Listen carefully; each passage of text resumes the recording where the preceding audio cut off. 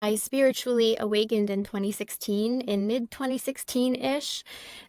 So I've been a channel, a medium, a healer, and all those different things for, that amount of time. So I do also have heart problems. I have severe heart issues. I have tachycardia, just total arrhythmia issues. So basically, my plumbing is good. It's the electrical that's the issue, is the way that it's always explained. Easiest. It happened to be it was on November 3rd, which is my husband's birthday. So, which is unique because my husband is in construction and he's always out. He's never home. He's always up and out early in the morning. And our daughter, who was 21 at the time, she is in college. So she's home and she's going to the gym, going with friends. So she wasn't expecting to be home that morning and she decided to skip some things. So she was happened to be home that morning as well. So for everything to be so divinely aligned, I had a class that I was running that morning and I was feeling good. It was one of my better mornings. I didn't feel as much of the dizziness and all of the episodes and the symptoms that I will typically get. So I felt really good that morning. I had gone in to take a shower and my husband's like, "Oh, I'll just lay here in bed." So he was in bed. I had the shower door, the bathroom door open. The dogs are on the couch on the bed as well. And I'm taking my shower and I put my conditioner in my hair because I let it sit in there. And I turn and I look at the water, and that's when I typically will say prayers and things like that. And as soon as I turned and looked at the water, it was a knowing something wasn't right, and there was no moment in time to be able to say help, to say anything, and I instinctively leaned against the shower wall. And as soon as I touched the wall, that's when my spirit came out my crown. So my heart had stopped and I went into cardiac arrest. So the biggest thing is that you don't feel it. It was a blink of an eye. I came out, I knew exactly what was happening when it was happening. And I'm like, I just died. And I watched myself slide down the shower wall and flop down, and I hit my head on the marble that's right there. And my husband called my name and he said, "Whatever you did, you got the dog's attention." Then Kristen, he turned and he looked and he could see me there. So for everything to be so divinely aligned, because he had to give me consistent chest compressions because I kept turning blue and purple. He had to yell for our daughter to be able to call 911. He had to consistently do the chest compressions. And she was able to get all the animals into one room, open the door, be outside and wait for the ambulance and all of them to come. So thank goodness, because it would have been a challenge to do that with just him home. What I remember seeing, though, is I came out, I faced myself, watched myself fall. I saw myself turn purple, which my husband said I turned blue first, then purple. So I only saw a couple of things. So I saw myself turn purple. I turned and I could see my daughter's face. And just like her dad, she is focused. She was totally focused, and I don't want to say calm, but she was very, very focused. And then I went into the ambulance and I could see them breathing for me and working on me. And that's when I went to the other side because I didn't have a pulse. So during this time, I was actually intubated for, we'll say the whole thing was about 20-ish hours. So I was unresponsive. They finally got a pulse back so that they can take me to the hospital. When I passed, I went straight to source. I went straight to God. But I remember swirling around and just feeling like, oh my gosh, I forgot what this felt like. I'm back. Like, this is me. And people, I've listened to other NDEs before, and other people would say to me and ask, did it feels more real there than here. You're just so alive and so vibrant and so free. The heaviness wasn't just from a body. The lightness that I had was because I didn't have the lower vibrational thinking. So the grief, the anger, the anxiety, anything that was in Kristen, I didn't have that. It was all the higher vibrational energies. And I'm grateful to be able to remember that, because when I'm in those moments now, it's a reminder to help me get myself out of that, and to use my guides to be able to help me get out of that. Because we really have a weight of the lower vibrational energies in the ways that we think. So, in speaking with God or Source, the way God looked to me um, was this huge ball of light. Everything's telepathic. It is absolute unconditional pure love. The only way I can describe it is like the love of your children, the love of family, friends, spouse, all of that bundled up together. But even then, I don't think it would explain it. It's just overwhelming unconditional love and acceptance. Source had said I did such a wonderful job. And I always say he because that's my Catholic upbringing. But Source really is masculine and feminine. Just the yellow warmth of the light emanating. You know how we can't look at the sun or anything? You can look at, I mean, was right there, and being able to be in the presence of God and have a conversation. And when you look at a sunset and you see that deep warm yellow, it's like a yellow, maybe almost with an orange in it. That's the color of God. And it was profound because as we were having conversations, there were beams of light that were coming towards me. And I remember it's the awareness of looking down. You don't have a head or anything like that. It was the awareness of looking down and looking at these rays of light coming on me. And God had said, those are the prayers of people that are praying for you. So he says, you can look at them and you can actually go to that person. I don't have conscious memory of doing that, but I know I did it, if that makes sense. I just did it. I know because I could hear Kristen, Chrissy. Some people were yelling, some were crying, I could hear how everyone was, but I can hear their particular voice and just go there like that. And I looked like the sun. That's the only way I can describe it, is all these rays of light. So much happened during the NDE. It's like, I don't even know where to go with all of it.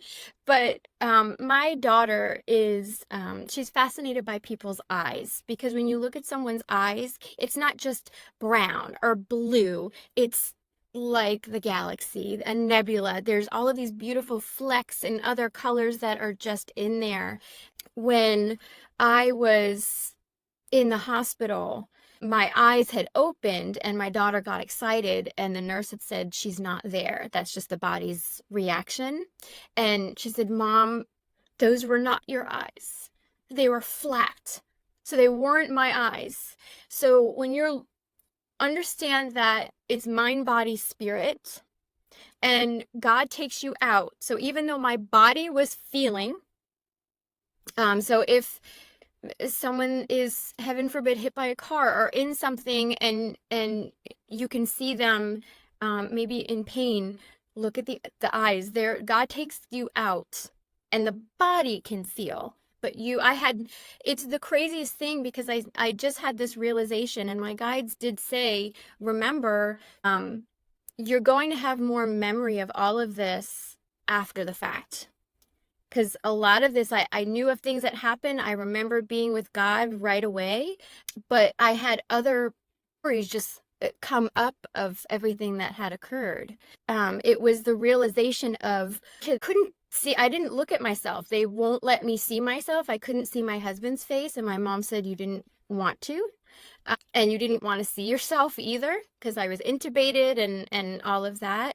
But we're not our bodies. We really are this energy using this vehicle in a temporary amount of time.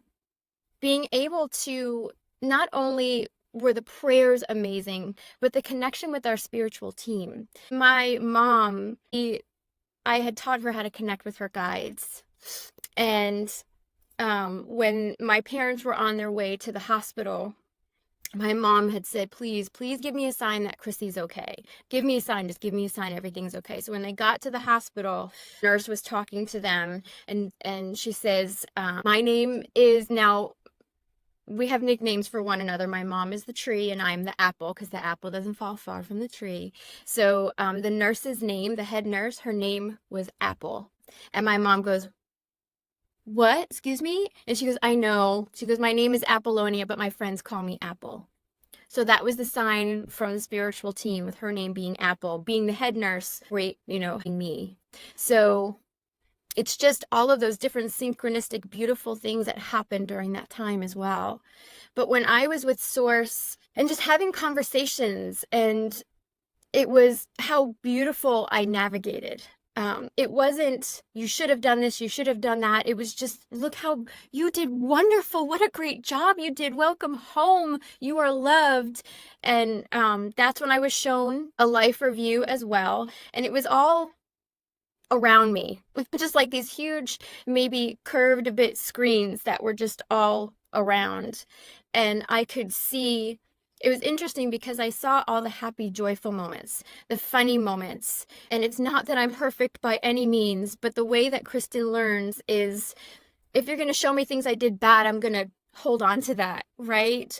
And feel terrible about it. And then all of that. But they showed me, when you look at a life review, it's not about you. It's about everybody else. So it's the emotion and feeling the joy from other people, the laughter, the love, the connection, and being able to remember that now is a blessing, because that's all I want to do. Because I can feel other people's joy. Even if it's just saying, you go out to the grocery store, I love your nails. Oh, your hair is gorgeous. What a beautiful smile. Just something, because you never know how that can really uplift someone and what they're going through. So it was that type of moment. And then I went to, I don't even know what it would be called, but everyone was there. Everyone was there. My family, ancestors, guides, different aspects of myself, and everyone I have ever channeled. Animals, my animals that have passed, but animals I've channeled, and mediumship and other people's loved ones. And what's interesting is, because I'm in this spiritual community and what I do, I have friends that do it as well. So I didn't say anything after I came home for several weeks, because I was absorbing what had happened. So a lot of my friends messaged me and said, can you chat for a bit? I want to share something with you. And they saw things that I was able to validate, which was just fascinating. So it was just all of this. We really are all connected. This is really a thing. You really channel. You really are channeling these guides and these loving beings that want to help assist you. There really is a source, a God.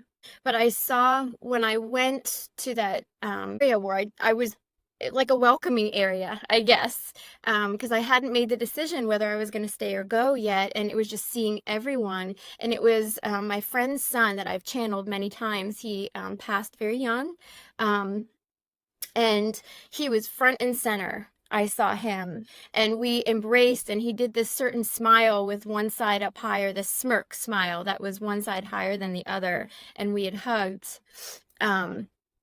And it was just different guides I remember seeing. And at that point, I had the decision, did I want to stay or did I want to go back? So I decided to go back, because I remember bringing my awareness back to my family, to my loved ones, and remember thinking, I really love Kristen. She has a really good heart, and I love it. I love all of them. So when I decided to come back, I was taken to the Akashic Records, or the Hall of Learning. Everything is so vibrant. The colors are vibrant. Those that are clairvoyant, that can see in their mind's eye, the colors that you see there are otherworldly. It's not like the purple here. They're alive, these frequencies and colors. So when I say that the library was white, it was like pulsating and glowing, this beautiful white. And the walls are just as high as you can see. And I remember this huge window to my right. And I could actually see some planets out there. And this is a new realization and everything that came back to me a couple of weeks ago, actually. And I couldn't stop typing because I got such a download and a memory of all of it. But the main part was that I had a couple of guides in front of me. They looked like lighted beings. I can't tell what they were, because we always like to categorize, is it a galactic or an angel, or, who was it? They were just these beautiful lighted beings. And they were in front of me, my higher self next to me. And there was this map that moved. So for those that know Harry Potter and the Marauders map, it moves and you can see people move. This map moved. And I could, like a touch screen, you're just like, okay, what's my lifespan? What's all these different things? Okay, let's make it really good for Kristen. And I was choosing what I wanted to do. Like it is totally our choice. We choose all of it. So I always say when something happens and it's not exactly what I want, I'm like, I'm going to go back up there and just smack myself. Like, really, you did this? But we really do choose everything. Our name, our family, where we're going to live. Are we going to get married? Are we not? What traumas? Everything we choose. When we pass, how we pass. Are we going to have several outs? Like some people have several near-death experiences because they have several options to leave if they wish to. So and we choose that. Yes, we choose that. We choose that. And what I found interesting, I know I'm kind of bouncing around, but when I was channeling, even several years ago, I was one in particular, I was channeling a dog that was hit by a car. And this dog had said, please tell my mom that it doesn't hurt. God takes you out. And it's like a snap. But they always turn and look at me and they say, Kristen, it doesn't hurt. So I always thought that they were just reiterating it to me just so I can reiterate to them. But they knew this was happening. And on October 30th, I actually would have forgotten about this, but one of my really beautiful friends messaged me a few weeks afterwards. She goes, Kristen, look what you messaged me on October 30th. And that morning, I woke up. You know when you're in that hypnagogic state? You're kind of asleep, kind of awake. That's typically when you'll hear voices. You might hear typically your name being called or something, or a hello. That's as you're falling asleep and as you're waking up. So as I was waking up in the morning of October 30th, there was a man that was talking to me and said like this whole paragraph, and I don't remember anything he said, but the woman said something, and the last bit is what I heard and I remembered. Get ready, it's time. Get ready, it's time. And then fast forward November 3rd, this happened to me and I went into cardiac arrest and my heart stopped. So when I decided to come back, I was back. Like they had to actually sedate me more in the hospital because I was pulling, like they have you strapped down. I have no memory of this. I had the tube in my throat and you're strapped down so you can't pull at anything because I was panicked. And my husband was right next to me. He would talk me through it and I would calm down, but I kept waking up and trying to get out of it. So they had to come and sedate me. So when I had said, when I came back, I was back. And my husband said, you certainly were, because they had to sedate you more.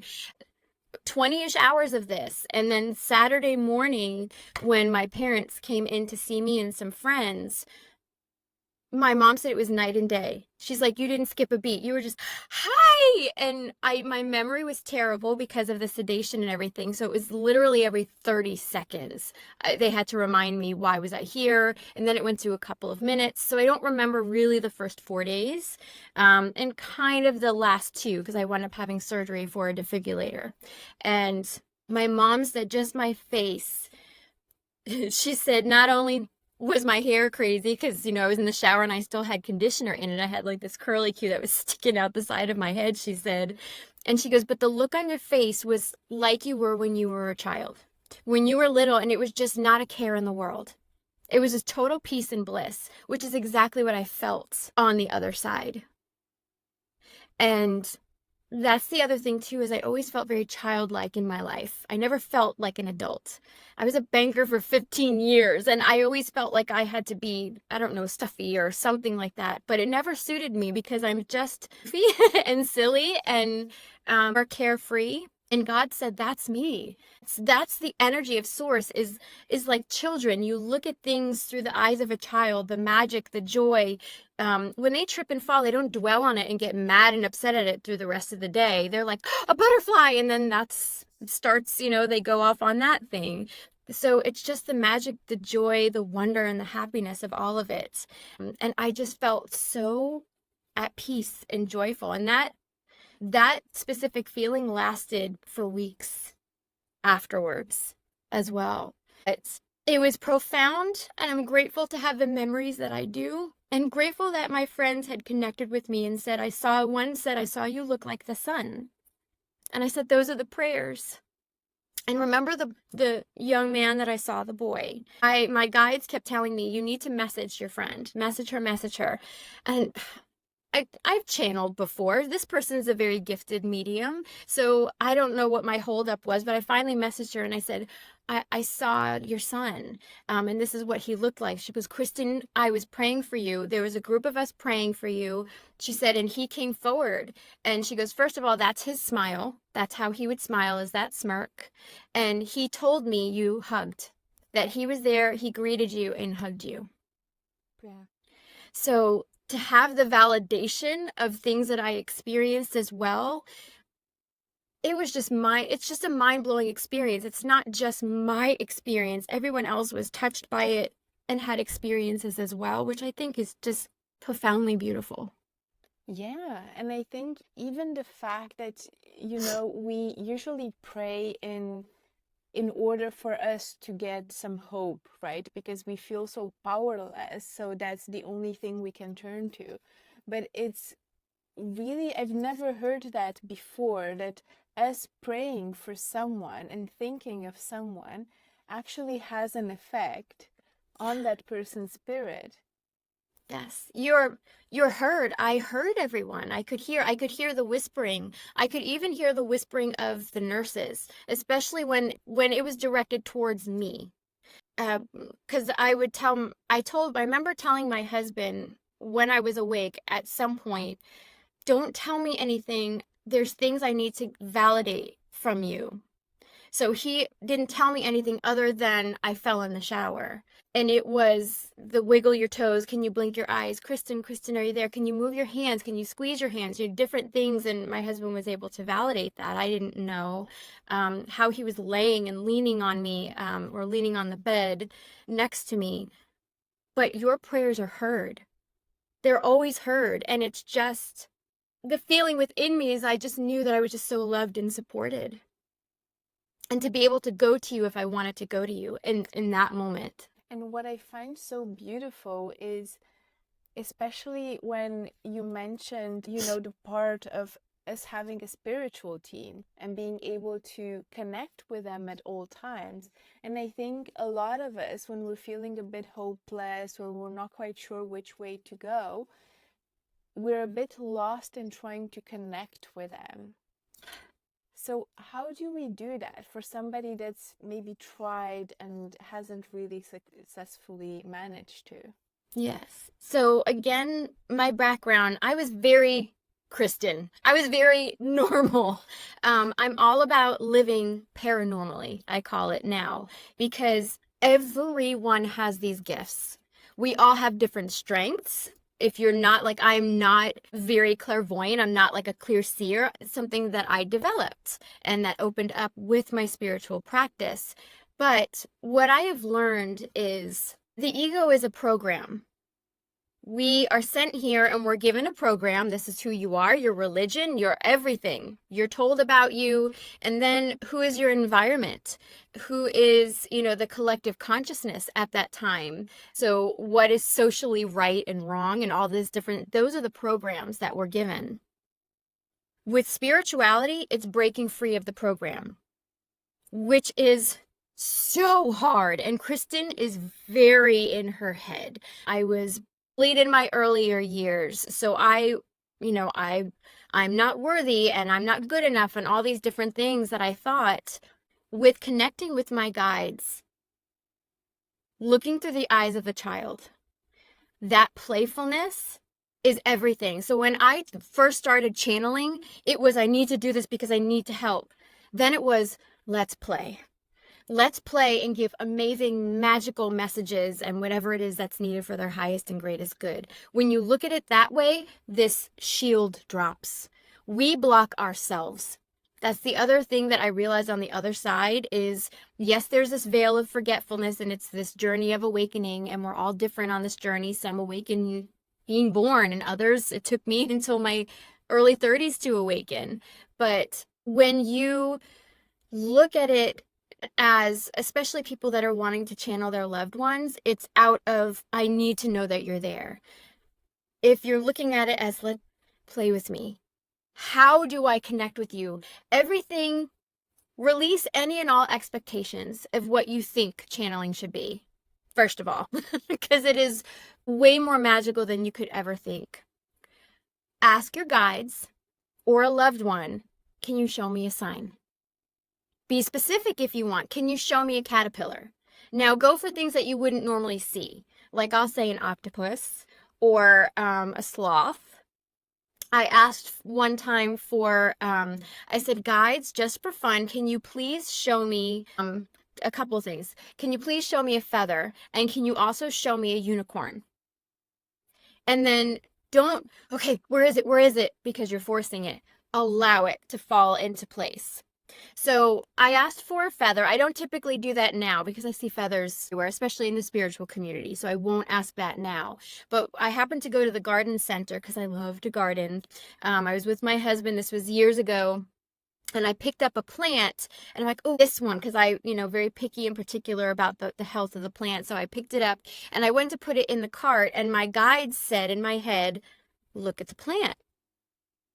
And I'm like, okay. And they're like, no, look at the plant. Look in the plant. There was a feather in the plant. So there was my feather.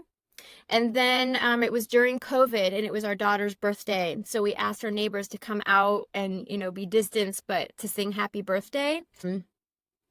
Next door to us, one of the younger girls, the father actually came outside and grabbed his daughter's helmet and put it on the car. The helmet was a unicorn head. So there's a unicorn. So asking for signs and asking for help and asking for guidance and allow it to flow to you. Being in the present moment is really important. And what does that mean? You're aware of what's going on with all of your senses. I can look outside and see that it's breezy outside, see the butterflies that are out there. My senses are interacting with this right now moment. When you do that and you're not in your head and you're thinking about all these things, that's when you can miss all of these signs. The more you play, the more you work with it, the more open it is. So in times that you are scared and worried, that door is open and they can just come in and you have that awareness there. So that's at least a start to be able to interact and play with the energies to show you a sign. I love that. I've definitely learned to allow more things and to allow myself to receive what is meant for me and to allow myself to also understand that what I think I want and what I think I don't want, I don't know that. I don't know what's best for me to experience. So I need to accept that if I want something and it isn't coming to me freely, maybe it's better that I don't have it. And if I get something that maybe I didn't want to have, maybe it's for a reason that things are blocked or delayed or anything. And it's a different way of thinking, and I'm still in that process. I have to say, I'm by no means perfect. But I think it makes for a much more peaceful life than thinking you can control everything.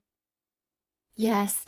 110%, because I would want to force everything. These are the things that need to happen in order to get here. And I remember I was really starting to not feel well, and it was I really shouldn't be working anymore, and because I would pass out and all these different things, I would just get so sick, and I would come home and I was just bedridden, and I was just come in, come home, go to bed, and then get up and go to work, and it was no way to live. I, just like you, it's like, what did I need to be? I was a puppet on the string, right? But as in now, at the time, my husband had interviewed for a job that would have been perfect. I could have quit my job and stayed home. We were so excited, and then he wound up not getting the job. We were so devastated. Why is this happening to me? Why is this happening to me? If he got that job, he wouldn't be a business owner right now. He owns his own business and he gets to say when and how he works. So he wouldn't have been able to be home for my NDE to save me. Yeah. And all of these other things. So we can think we know what we want, But if we feel the feeling of how we want to feel, it's not the money, it's the freedom that money brings. Feel the freedom. Know that it's yours and you are totally worthy of it, and allow that to come into your view. Because just like you said, if anyone were to tell me I'd be doing this, I would have thought you were nuts. I always loved like the Long Island Medium and like all of those type of shows, but I always thought it was like, oh, I can't do that. But I was so interested in it. And turns out we all do this. We can all connect. When I was my first client, basically, I never thought I would do sessions. I never ever thought that I would teach ever. But it was so life-changing for me. If that didn't happen, I wouldn't be who I am now. I wouldn't have had that growth. I needed to have those things happen. So looking at it as it's happening for me. Okay, this is happening for me. Guide me as to why and what do I need to do next. Yeah, exactly. And one of the things, I don't know if you've had the same thing, but it sounds like when you were in your banking career, it was getting more difficult with your heart to be in the work that you were doing. So you were sort of like pushed towards ending that and finding something else, which by all means is very difficult to do. And it feels like on my end, it was just mostly an emotional discomfort, but that discomfort was growing so much day by day. And it felt like I was dealing with more difficult things and I was already worn out emotionally. And it kept like piling on and piling on. And it just felt like it was the universe like making it harder and harder until I would say, stop, I cannot take it anymore. I'm gonna be done with it. But it just feels like all that hard stuff was indeed to get me to that breaking point where I would let go of what didn't serve me instead of, yeah, tormenting me. Yes, that's exactly what happened with me as well. I was hospitalized. They had called 911 when I was at home, and my husband had said after the event happened, he goes, "You can't go back to work. Like, you're not going to come home one day." Because, I would have to sit in a back room or something like that because it was a horrible episode. And my husband's like, no one's checking on you. It's a place of business. What if something happens? And no one helps you, that type of thing. So the universe will make it uncomfortable. That's when you know, okay, if this is not what I'm meant to do, then show me where I'm supposed to go and allow it to come to you. Because like we're talking about, never did I ever think I would be here doing this. And it feels like play that I get to do. And it's just so joyful and transformative and magical. And never did I ever think I would be doing this. Absolutely. And I think the most remarkable part of your NDE, to me at least, was the part of how you made others feel in your life review and how the lives of others were impacted by us. And it comes very close to what I personally think the purpose of us and of our lives is, because I tend to believe that that purpose is very closely aligned with making the people around us better and making their lives more joyous and being in service to them as much as we can.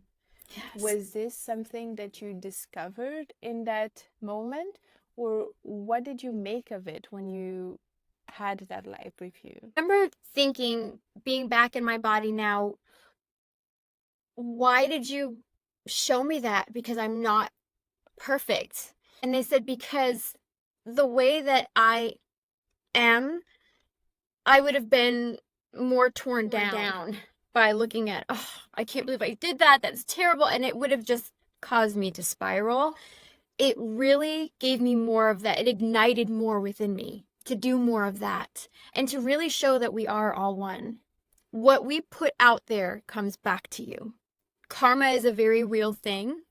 So what you do unto others is done unto you. Maybe not now, maybe in another alternate life. So it does come back. What you put out comes back to you. And you never know when that's going to happen. And it's just the more we uplift others, because especially in the banking world, it was about, no, you need to do the loan with me, don't go there. And it was competitive. And in this environment, it's, no, you don't have to do a session with me. I have this person. If you're looking, that she specializes in this, I could do that, but do you want to see this person? It's lifting everyone up because we're all in this together. There's plenty of money to go around. There's plenty of friendships and love and all of that to go around. We don't need to hoard anything, information or anything like that. Let's help one another, uplift one another. This is really the age of it's the age of Aquarius, so it's bringing Lemuria back, really. If people have heard of Lemuria or that concept, Atlantis, talk about Lemuria, where they worked with nature and the crystals and all that kind of stuff. It's bringing the superhuman back to be able to look within for the answers and to be more interconnected and to be more at peace and more at love and the higher vibrational feelings. And that's what we're working towards getting back to. That's why the world seems triggered right now. A lot of people are awakening and wanting to know there's got to be more. That was my thing. Something happened. My husband was supposed to purchase a company years ago, and it didn't happen. And we were being strung along for a few years about it. And I remember like screaming. And this is after, I wound up having to stay home because I, couldn't work anymore and had to stay home. And I remember just screaming, there's got to be something more than someone else pulling the strings. That's when I awakened. That's when I saw the 111, the 1111, the feathers. All my gifts started opening automatically. So that's what triggered it. So it's a reminder too that things that happen, we see things as good and bad, light and dark. The darkness is a friend. It's there to trigger you, to ignite the light within you, to bring that out, which is weird to think about. Yeah, Right. but it's so true because I think we all have examples, right? And you just mentioned it as well about your husband not getting the job that seemed like such a great idea at the time, right? But then it was for the better good, which you couldn't see at the time because you didn't know what was coming. Right. So absolutely. You mentioned there are a few things. So the 111s, and then feathers as well. And while I know that the string of one is a good sign, I'm not quite sure what the feathers are. Would you mind explaining that? Yes. So this is a reminder. You can always look up. If you look at my phone, it has, the predetermined messages. So I'll always do spiritual meaning of whatever it is. We have our own language with spirit. So what 111 and 1111 mean to me can mean something very different for you. Same as feathers. So for me, the 111 and the 1111 is usually a wake-up sign. When I see that, I know I'm receiving downloads or information and good things are coming. So when I see it now, it has shifted from when I started to, fast forward 7-8 years. And now it means that I'm going to be receiving a download because of work that I've done. When I see feathers, I'm very connected to the angelic realm. My higher self is a seraphim angel. That's a whole story in itself. Trippy story, how that came about, to realize what that was.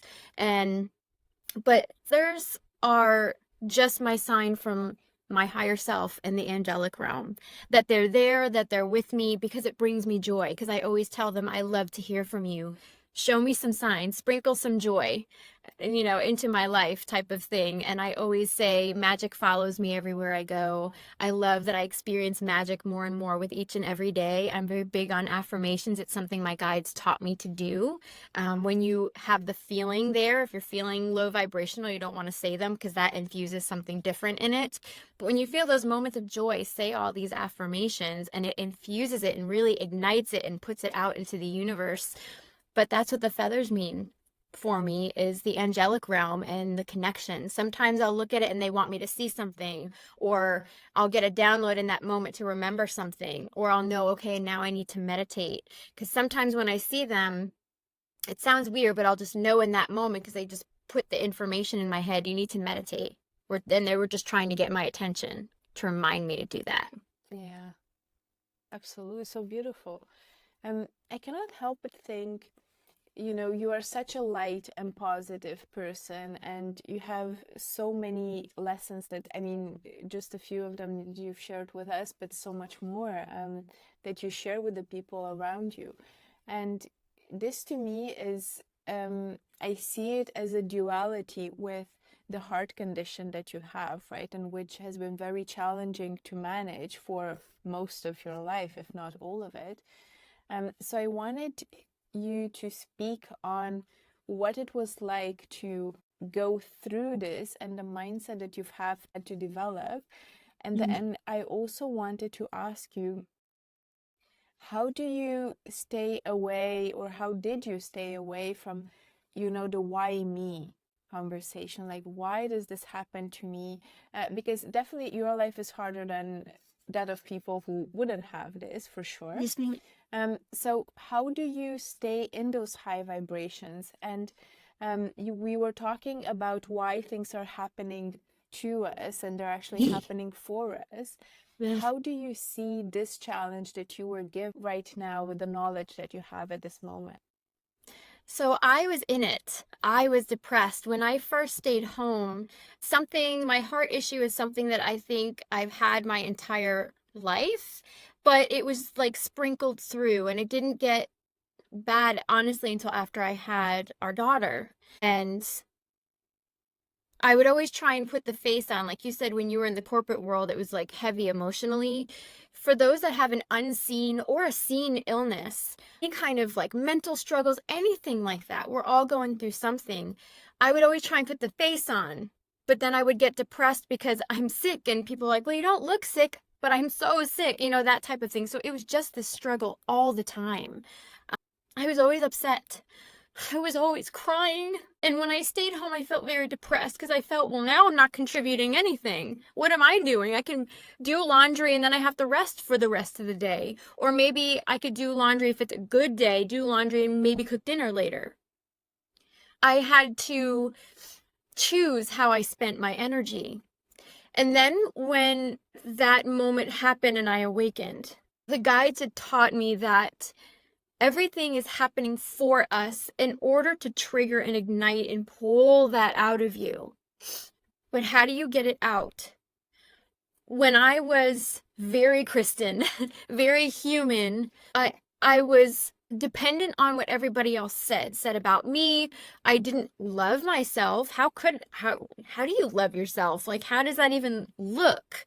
So I had to be taught how to love myself, which is messy, because when you love someone, your partner, your spouse, your family, your kids, they drive you nuts, right?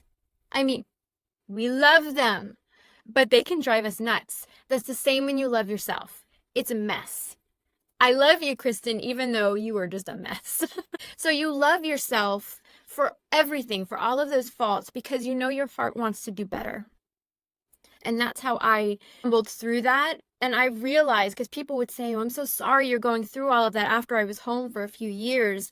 And once I had awakened, I was seeing me for the first time. Who am I? What do I love? And I was seeing life differently because I was able to travel beforehand, and then it got really bad where I can't travel anymore. So that's where I'm at now. I have a defibrillator. It's not a pacemaker, so it doesn't regulate anything, and I get very sick. So traveling is not an option for me right now. But yes, I get sad. I still get sad about it, but I am more happy now than I was prior because I celebrate more. I celebrate each day. I am surrounded by my animals. We now have 3 dogs and 2 cats. We just got a puppy. Like I needed that. We just got a puppy. She's, 4.5 months old.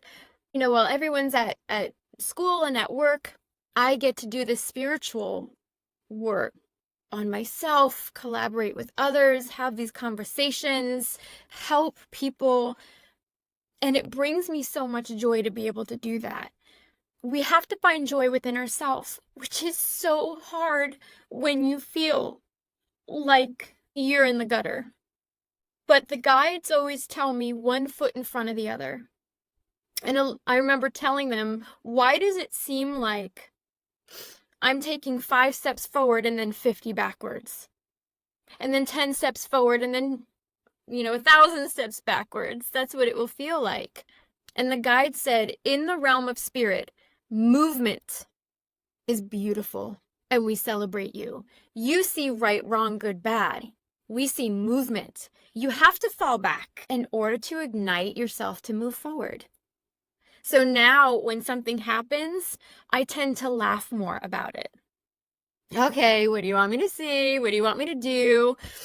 I get angry, I get frustrated, and I get impatient, I get sad, I get depressed, but the difference is I'm able to pull myself out of it faster, or not even be in it anymore in a matter of minutes. Sometimes I'm in it for a bit, but I'm not in it for as long. And that right there is the shift that happened with me.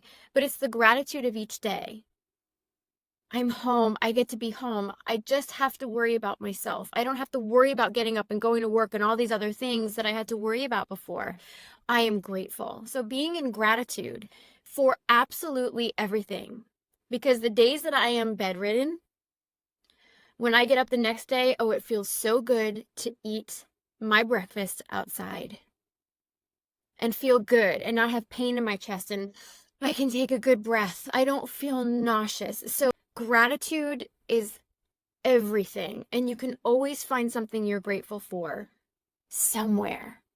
It could be anything in that moment, especially if it's there's moments that I've had where I was upset, or and a friend just spontaneously messages me, I was thinking about you, I saw a dragonfly, and she messaged me this morning, I saw a dragonfly and it always makes me think of you, how are you doing, I love you. And it just brings so much joy into my life, and I'm grateful for that.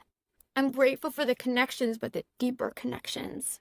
So I am blessed and grateful to be able to at least recognize it. Sometimes I don't sit in it for very long. Sometimes it's longer than I'd like, but it's still not what I used to do, which is growth. And if I'm in it longer, it just means something more needs to be healed and looked at, and I ask for help and guidance and allow that to come forward to help. And it sounds to me like you're giving yourself more grace as well than you would have before.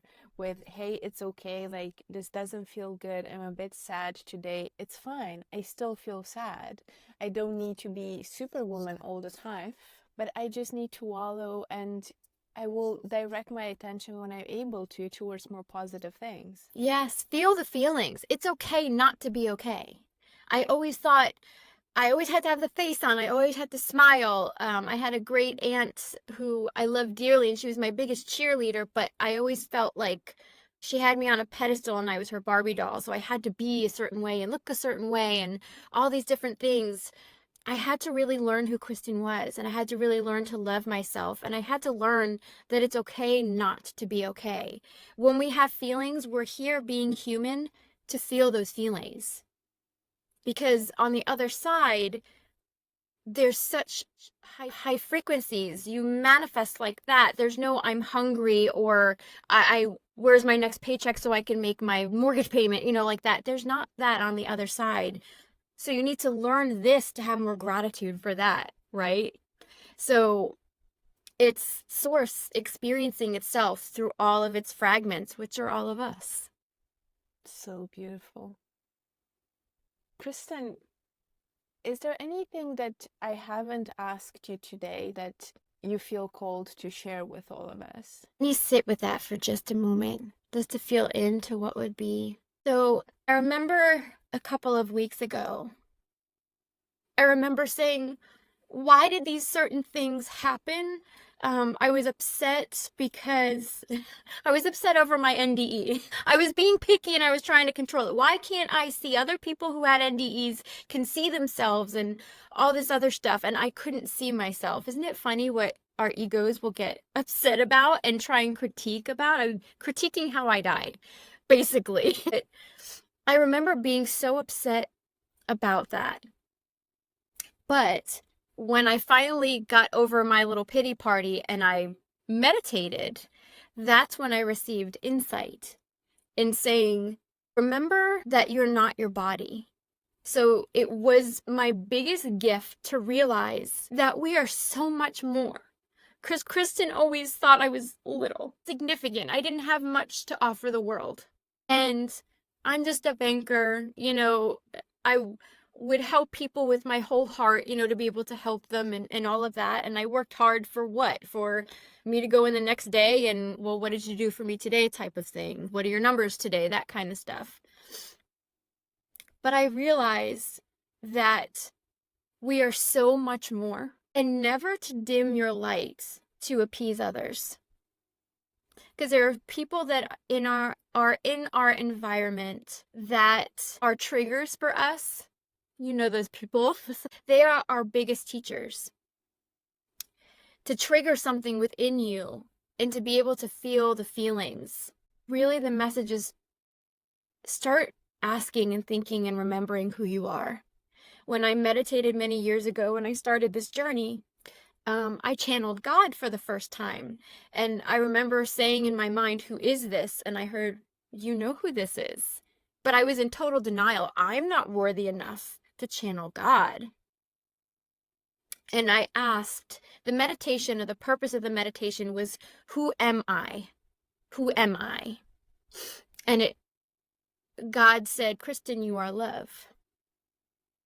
You are love, and you're having this physical human experience. Remember, we are these expansive, amazing beings of light in this little body. Learn and remember to connect with yourself, not just with other people, but learning to love who you are.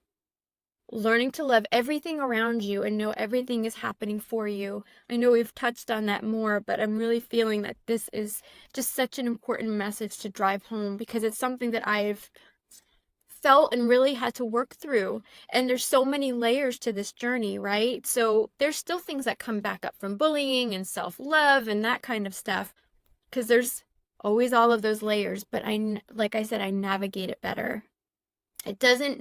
We're in a fast food world too. So remember, we want everything yesterday. Come on, I want my meal now.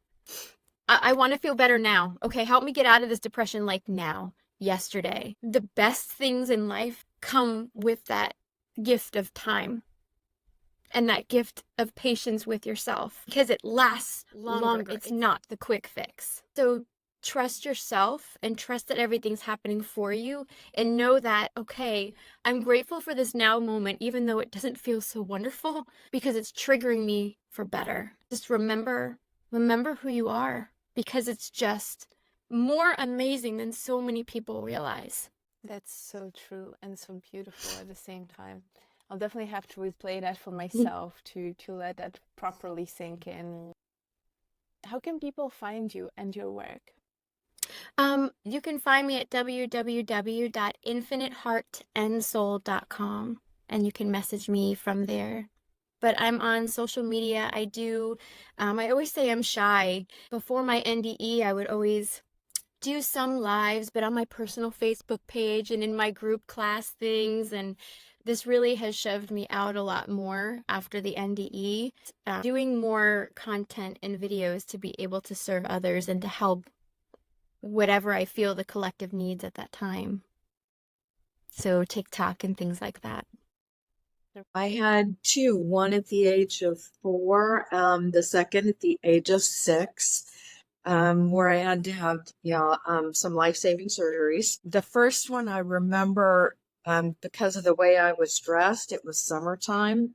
And you got to understand, I grew up in rural Iowa in a farming community. And if things were rather remote, but it was when the doctor actually would still visit your home. And I remember laying on the couch, and my mom, because I had a very high fever, she later told me it was probably around 100, 405 degrees. But I remember laying on the couch, there was a blanket on me, and it was so heavy, I couldn't move it. And the doctor came to the house, examined me, and I remember my parents and the doctor then going to the next room and discussing if I was going to go to the nearest hospital, which was probably about 15 minutes away, or go to the University of Iowa hospital, which was about an hour away. And this conversation, I'm literally watching them from up by the ceiling and in the corner of the room that they moved to. And it was decided that they were going to take me to the local hospital because it was a little more time sensitive.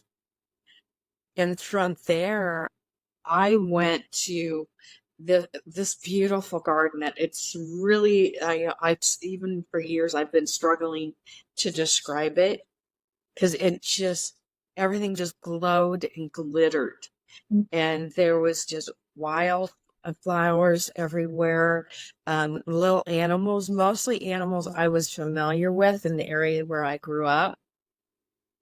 And under this one massive tree that I had never seen anything like it at the time, but I would equate the size of the tree to the redwoods in California. And underneath one of these trees was three beings that I just immediately recognized as being some of my own personal angels. They would just felt like old friends, like I'd known them. I couldn't remember a time I didn't know them. And we chatted for a bit. There was almost like hugs, like from seeing somebody you hadn't seen for a long time. And then they pretty much it seemed like they wanted to just occupy my time from there while my body was going through, this very painful experience. But, and it was like, they asked me if I wanted to see the world through the eyes of the animals. And I just kind of went from animal to animal, but I did stay within animals I was familiar with, which would have been, snakes, rabbits, mice. I grew up on a pig farm. My uncle raised cattle. We had horses. So it was pretty much that it almost seemed like I wasn't even in the adult animals. I was in, the baby ones. And that was the ones that were probably, and because I was only 4 and more comparative in size to me, made me feel comfortable. The farthest I went was probably some birds. And then the second experience at 6, I really don't remember any of the details leading up to it. I just remember all of a sudden being back in that same garden with those 3 same angels. And this time I remember asking some questions about what I was being taught in Sunday school, because there were things that just did not make sense to me logically. Even as a kid, they just didn't make sense. The only question I remember asking, I know I asked many more, but I remember asking how long God's day was. And I continued for a long time to ask that in Sunday school and would get in trouble in Sunday school for asking questions. But, and then again, I was, asked if I wanted to see the world through the eyes of the animals. But this time I went beyond and went into other animals that I wasn't familiar with. And eventually I was even like swimming in the ocean in a very massive body. And then all of a sudden I'm still swimming, but it's not in the water anymore. It's in space. And I'm seeing this, I guess bright light would be the best way to describe it. But from that bright light, it's almost like there's this exhale and inhale taking place, just kind of going back and forth. And it's like with every exhale, there are souls coming from this central light. And as they, and the inhales, it's like some of them go back in, but not all of them. And I'm shown the exhale where my soul came from, or when it came. And from there, I was shown that my soul and 2 others, it seems like pretty much everybody's soul is heading to what we would refer to as the angelic frequency or the angelic realms. And that's where we were headed. But at that point, me and 2 others were like pulled aside. and I still have not met these two others, so I don't know who they are. But we were asked to be what they called planet creators. And I'm going to be honest, I'm still trying to wrap my head around what that means. But, and then we were shown on this, some sort of the screen, transparent screen just kind of materialized. And we were shown what it'd be like if we did and what it'd be like if we didn't. And I don't remember a lot of the details from that, but I do remember that the other two beings did not take that role. I obviously did not go on to the angelic realm, so I'm assuming I took on that role. And from there, I went to, I wouldn't call it a school, because when we think of school, we think of chalkboards and desks and, and things like that. And it wasn't like that. It was a training, would be a better description, because it was much more hands-on, much more experiential. And a lot of it I would describe as playing and working with energy and frequencies. And then the next thing I remember, I'm back in the hospital and I'm just waking up and nobody around me recognizes or realizes I'm awake yet. And my grandmother, one of my grandmothers, is sitting right there at my bedside reading her favorite magazine, which was National Geographic. And on the cover of it was the Giza Plateau with the 3 pyramids. And I asked her, well, where's the rest of them? Because somehow I just knew that there were more, even right there on the plateau. And I think it's interesting that just here about 4 or 5 years ago, they found foundations for several other, smaller pyramids, but, foundations for more of them. So how do you think that you had that information that was so natural to you? Because you were 6 years old, right? Yeah, and the second one I was 6, where I had, more of it seemed to be more of an experience, or remember more of the experience anyway. But I think it was still because I was so innocent and still so young that, it's almost because it was like I was going back to a place I was very familiar. So it was almost felt like, in a way, it's the energy of going home. I can understand that because it felt like something I've heard before. And you mentioned taking on the role of planet creator, and you said you still don't fully comprehend what it entails. But I can imagine in the meanwhile, you've had thoughts and maybe even downloads about it.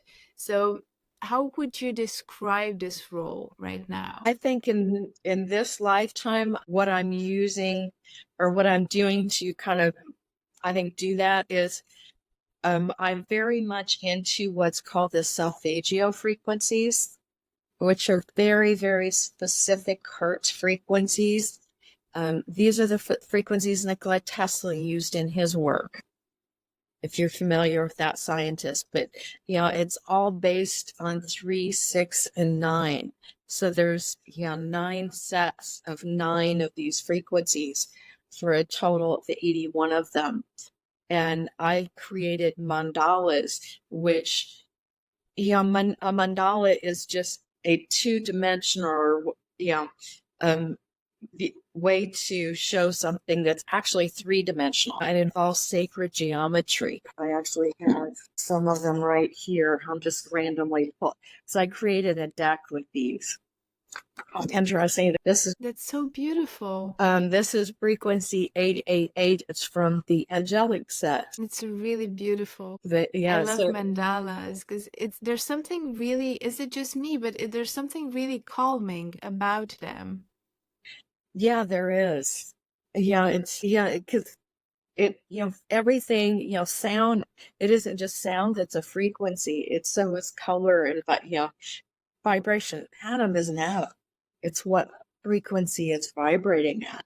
And I think these different solfeggio frequencies, by listening to them, doing visual tools, different things, different ways to work with them, can help bring us back to our original blueprint. What is our original blueprint? Yeah, I think we're all still trying to figure that out. That's going to be part of the process of, getting back home, which, Got to me, home is those faster frequencies or dimensions, whatever words you want to call them.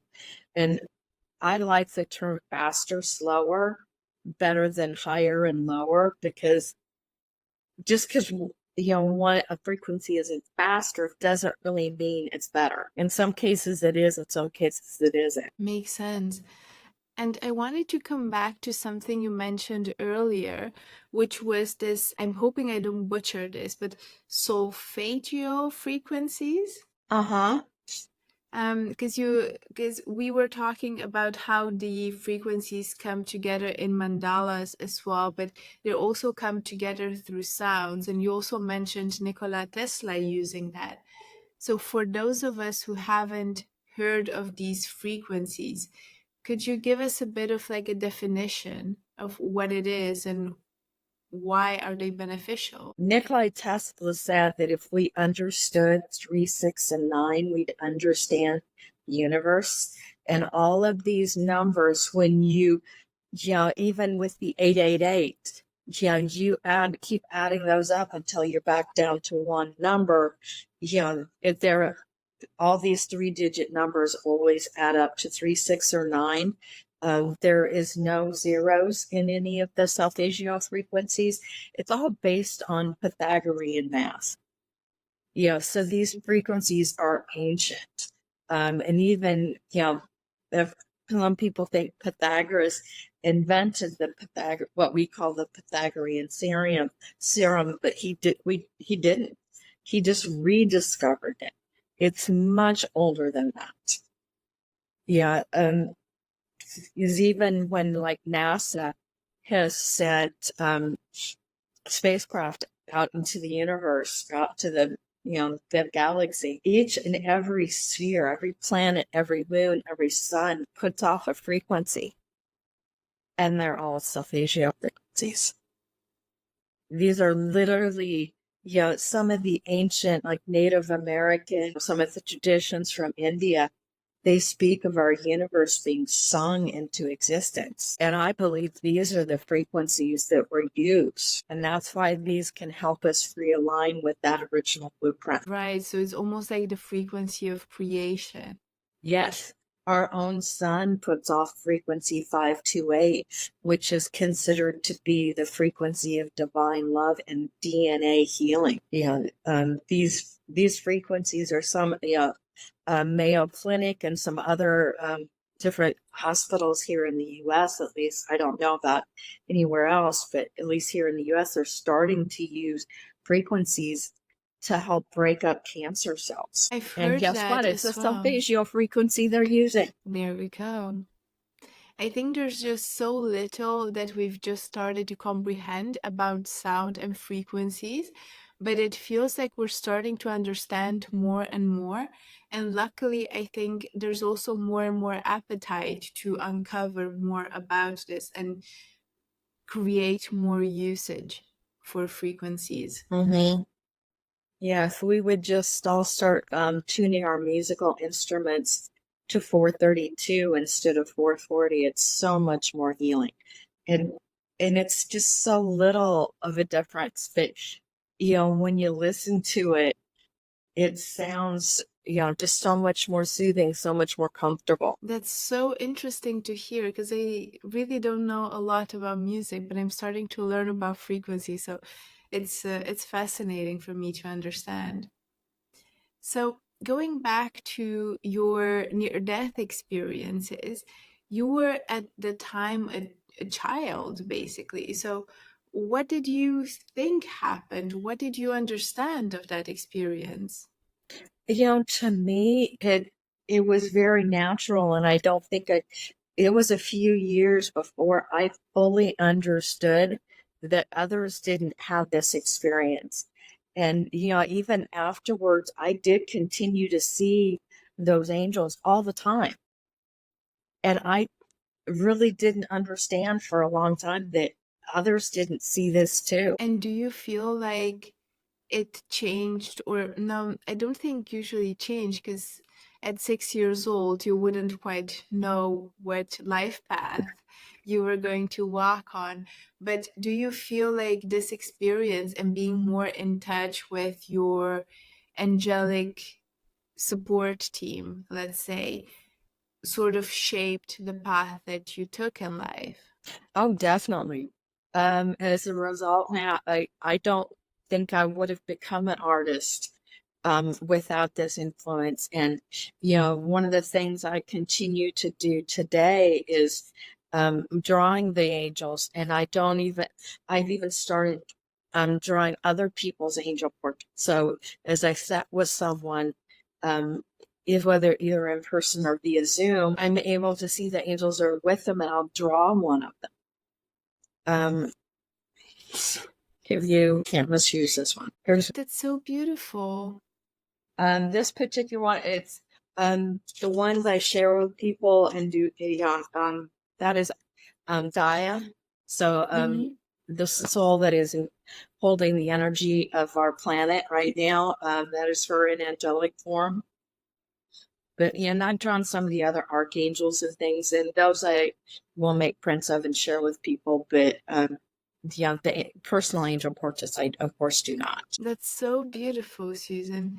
And what are you hoping to share with the world through your art? Because I think your art is very much inspired, by that connection to the other realm. So why is it important? So let me start by saying why I ask this. I think it's really important that we talk about near-death experiences, about the experiences we've had, because this makes other people who have had similar experience feel understood. So I think whatever part we have to play in sharing this message is really important. So my question to you would be, why share these gifts that you received through your art with people? I guess goal is to help people understand that, number one, there's so much more into our world than what we can see with our physical eyes, that our spiritual connection to the divine, whatever you want, word you want to use, that God, Allah, there's hundreds of words have been used over the centuries. It doesn't matter, that it's all, our connection to divine source is what really matters, and what connects all of us to each other. I think that's one of the, I think the first sin, if you want to use that word, was the illusion of separation, that we're not connected to each other in some way. And I think that's one of the things we really need to get back to. I love that. And it feels very appropriate to say that, especially nowadays, where it seems like society is a bit more divided than ever. Yeah, I think there have been forces that have, tried to do that for their own reasons, but I think it's time that we all come back together. I think it's very important right now, and to support each other in what little ways, that we can. Absolutely. So I wanted to touch upon the subject of healing, because I know that sacred geometry frequencies, these are tools that can be very useful when we talk about healing, especially from things like anxiety, depression, things like this. Could you talk a bit more about if our audience will be struggling with these things? Do you have any type of advice or tools that could help them in this direction? I think the biggest thing is to find time to be in nature, and actually truly listening to nature, listening to the wind of the trees and the sound of the birds, and just paying attention to those things that are going right.